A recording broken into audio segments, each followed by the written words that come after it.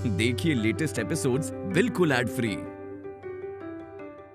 Bharat Ratna doctor Bhimrao Ambedkar को कोटि कोटि नमन। ये कार्यक्रम डॉक्टर भीमराव अंबेडकर के जीवन पर आधारित है, जहां भारत की जनता के प्रति उनके योगदानों को पूरी सजगता से चित्रित और रेखांकित करने का प्रयास है। कार्यक्रम में दिखाई गई घटनाएं लब्ध प्रतिष्ठ पुस्तकों से ली गई हैं। इस कार्यक्रम के जरिए चैनल की ओर से एक विश्वसनीय, सजग और सकारात्मक प्रयास है कि डॉक्टर बाबा साहेब भीमराव अंबेडकर के जीवन की संघर्ष यात्रा एवं गौरव गाथा पूरे आदर के साथ घर घर पहुंचे और उनके योगदानों से सभी संपूर्णता में परिचित और आह्लादित हों।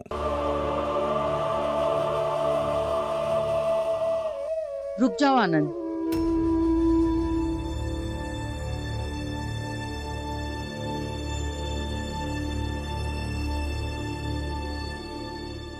कहाँ जा रहे हो? मेरा घर है, मेरे साथ चलो, मेरे घर।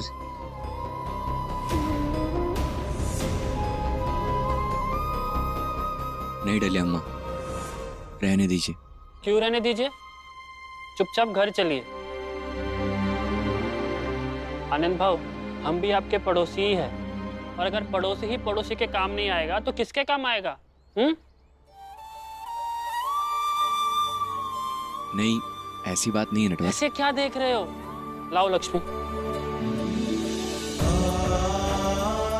चुपचाप घर चलिए।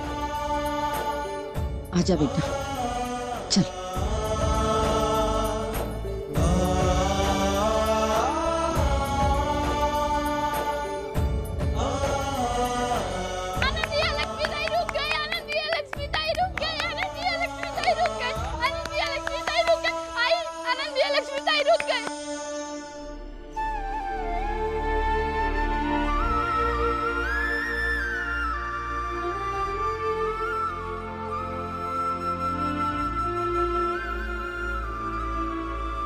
पापा,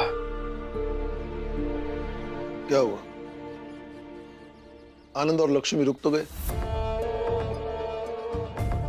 अब तुम मुझसे क्या कहने आए हो? और हाँ, मैं बहुत बार सुन चुका हूं, मैंने गलत किया, मैंने गलत किया। हाँ, मैंने गलत किया। और कुछ?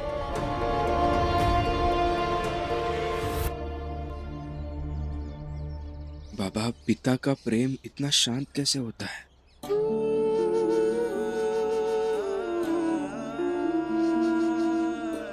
वो सबसे छुप कर क्यों रहता है?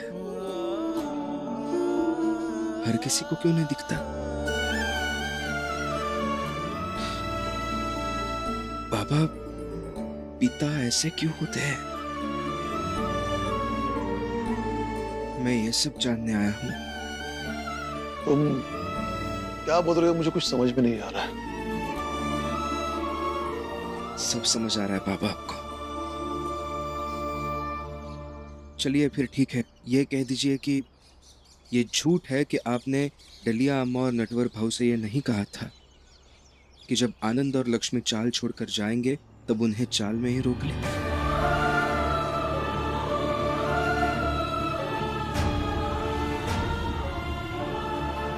कह दीजिए ये झूठ है। नहीं, मैंने नहीं कहा था। पापा, ठीक से झूठ बोलना भी नहीं आता आपको। बाबा, आनंद भैया और बाला भैया से ज्यादा मैं आपके साथ रहा हूं, इसलिए ज्यादा अच्छे से जानता हूं आपको। इतना भी नासमझ नहीं हूं मैं। सिर्फ डलिया अम्मा ये सब करती तो मैं समझ सकता था, क्योंकि उन्होंने ये सब पहले भी किया है। लेकिन नटवर भाऊ, वो ऐसा कभी नहीं करेंगे। लेकिन फिर भी उन्होंने किया। इसका एक ही मतलब निकलता है बाबा, कि उन्हें किसी ने समझाया था, और वो आप ही है ना बाबा?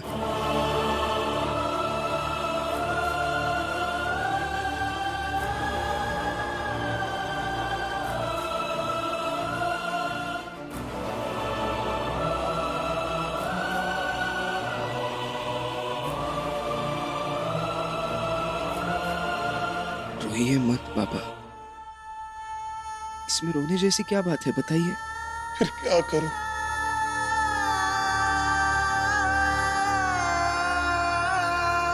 मेरा बड़ा बेटा, मचला बेटा मुझे गलत समझ रहे हैं। मैंने जीवन भर यही चाहा कि हम सब लोग साथ साथ मिलकर रहें।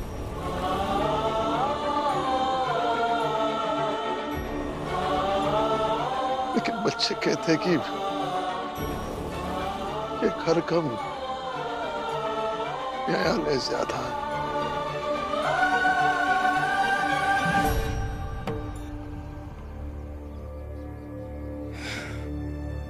बाबा,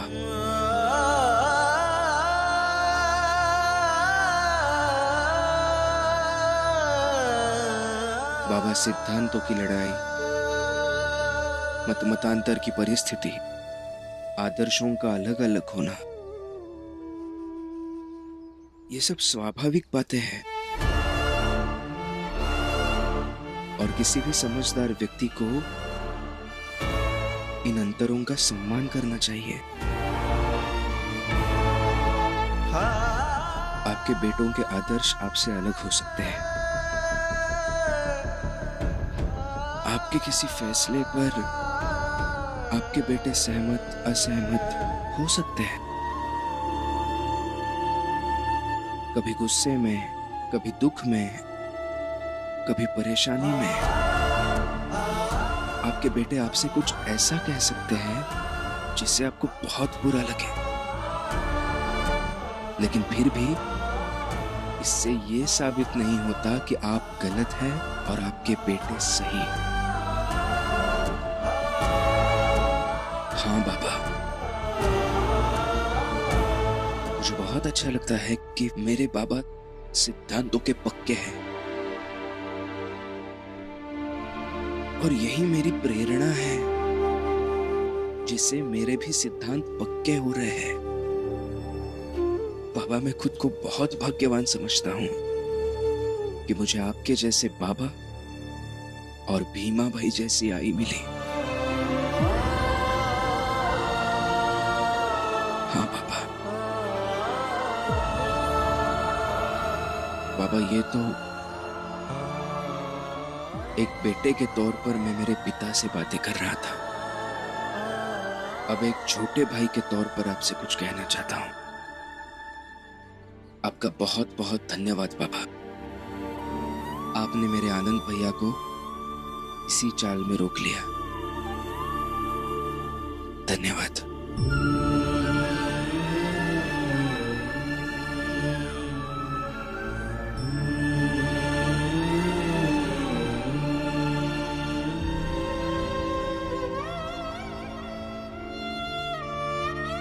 अरे हमका एक तो बात समझ में नहीं आ रही कि नटवर कैसे तैयार हो गवा वो आनंद का अपने घर में रखने के मामले में। अब नटवर तो भीम का विरोधी है।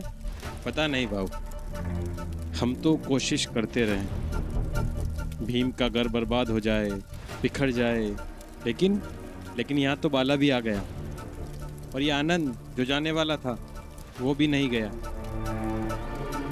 भीम का जादू तो नहीं चल गया कहीं नटवर पर? हाँ? अम्मा, नटवर भाऊ, आप दोनों ने हमें अपने घर पे रहने दिया, उसके लिए बहुत बहुत धन्यवाद। और नटवर, तुझे भी धन्यवाद कहती हूँ मैं कि तूने आखिर पड़ोसियों को पड़ोसी समझा। डलिया अम्मा, अब मैं आ गया हूँ।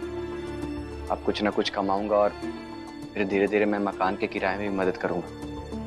वो सब बाद में देख लेंगे। फिलहाल आप दोनों यहाँ आराम से रहिए। और आनंद भाव, आपकी तो तबीयत भी खराब है ना, तो थोड़ा ख्याल रखिए। अम्मा, मैं आता हूँ। हाँ।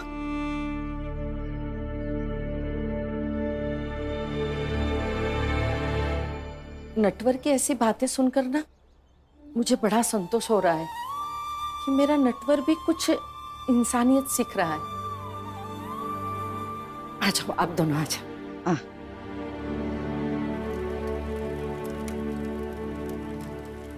क्या कहा आप सबने?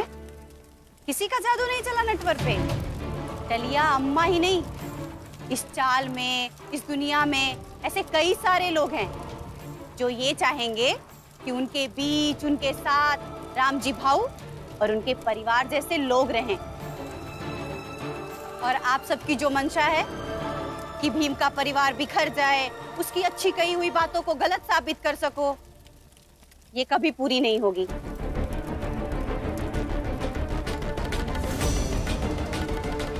ये क्या कह रही है? बड़ी अजीब बात है। काल तक तो हम लोगन के साथ ये गिरमिटिया मजूर बने को तैयार रही है, और अब देखो भीम और राम जी का पक्ष ले रही है।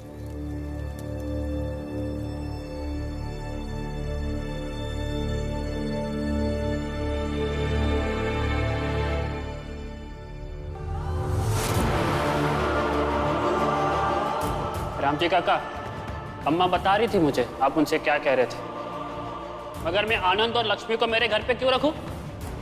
आप लोगों ने मेरे घर को क्या धर्मशाला समझ कर रखा है? भीम और रमा को जब अम्मा लेकर आई थी उस समय तो मैं कुछ नहीं कह पाया था, मगर आनंद और लक्ष्मी को लाई तो उनको भगा दूंगा, समझे आप? नटवर, ये कुछ पैसे हैं, रख लो, हर महीने दूंगा, लेकिन उन्हें अपने घर से मत निकालना।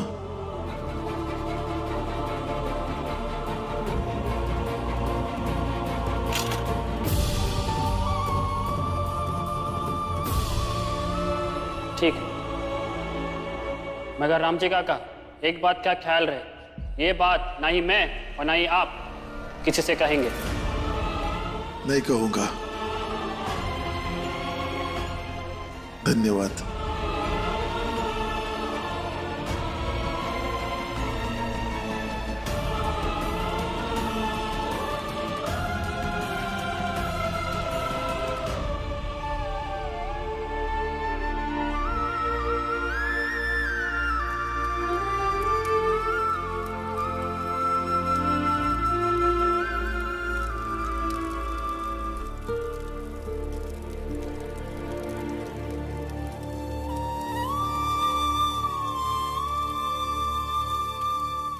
डरिए मत, मैं हूं ना, कुछ नहीं होगा।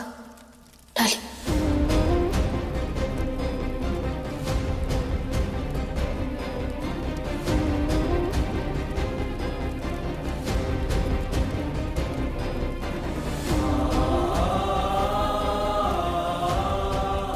नहीं, हर बार रमा आकर मुझे नहीं संभालेगी, मुझे खुद को संभालना होगा, हिम्मत करनी होगी मुझे।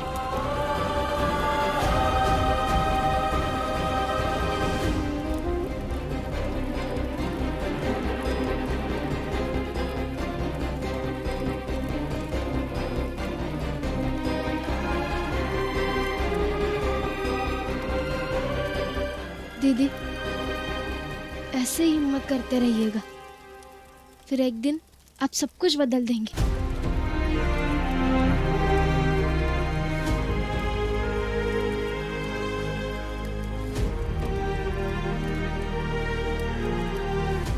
अब ये हाथ कभी नहीं कांपेंगे, कभी भी नहीं। अच्छा,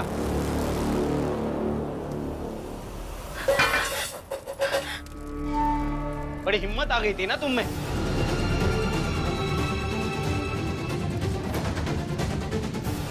पहले से ज्यादा अपने पत्नी से कठोरता से बातें करनी होंगी, अपनी पत्नी को उसकी सीमा याद दिलाते रहनी होगी।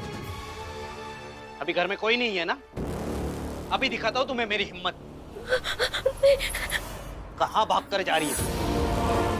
अगर मैं चाहूं ना तो तुम्हें अभी पीट सकता हूं, लेकिन मैं ऐसे नहीं करूंगा, क्योंकि मैं भी जानता हूं कि तुम मेरी पत्नी हो, मुझे भी तुम्हारी फिक्र होती है।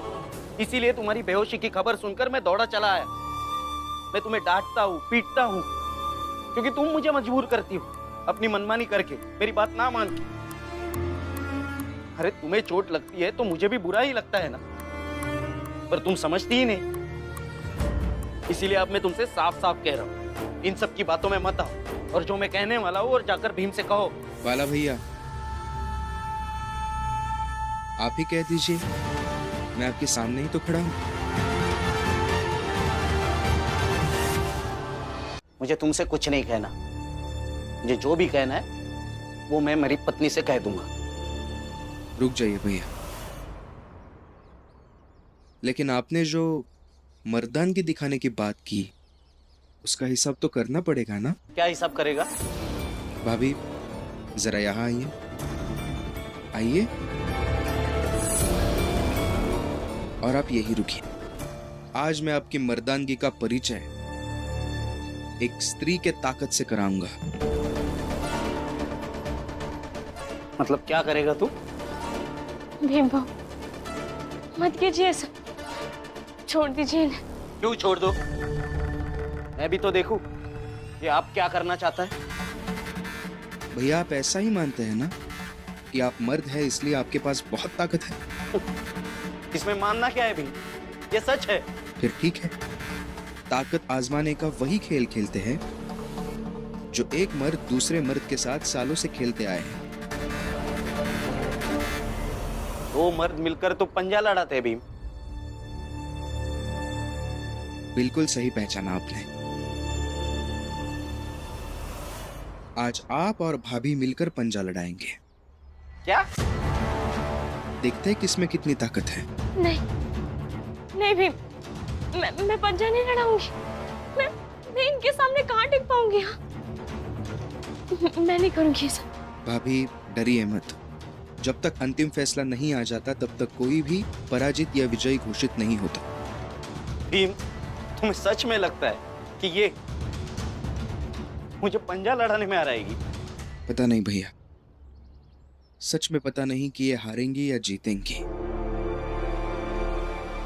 लेकिन इतना विश्वास जरूर है कि ये साबित कर देंगी औरतें मर्दों से कम नहीं होती।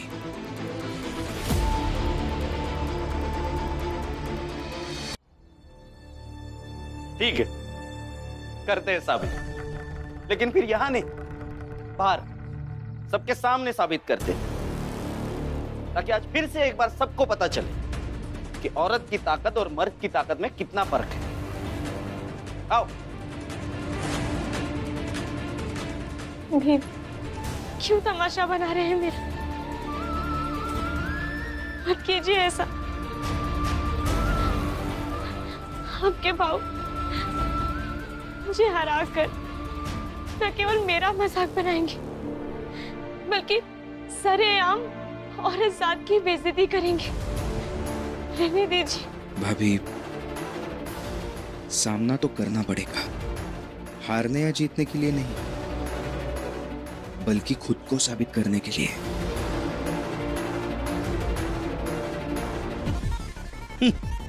अरे हितेश काका, अरे जोकू काका, आइए आइए।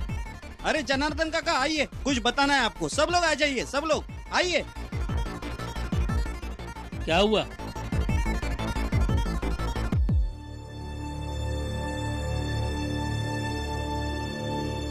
क्या हुआ? क्या हुआ? अरे भीमराव का कहना है कि औरत की ताकत मर्द की ताकत से ज्यादा होती है। यही मौका है ये साबित करने का कि मर्द की ताकत औरत की ताकत से कितनी ज्यादा होती है। उसका कहना है कि मेरी पत्नी मुझे पंजा लड़ाने में हरा देगी।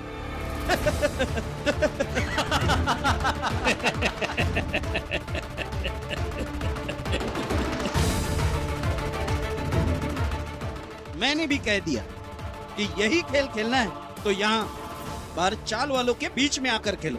सही है।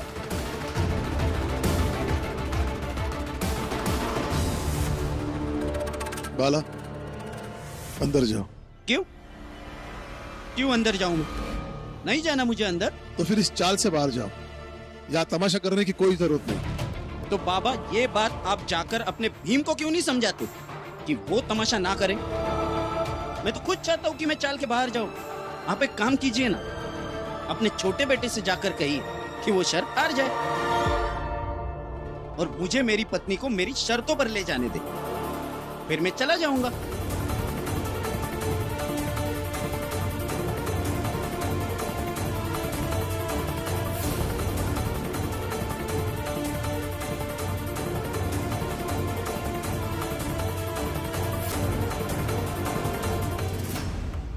दीदी, ये सवाल ही नहीं है कि आप जीतेंगे या हारेंगे, बस आपको बाला भैया के खिलाफ खड़ा होना है, क्योंकि खिलाफत में खड़ा होना यही लड़ाई जीतने की पहली सीढ़ी है।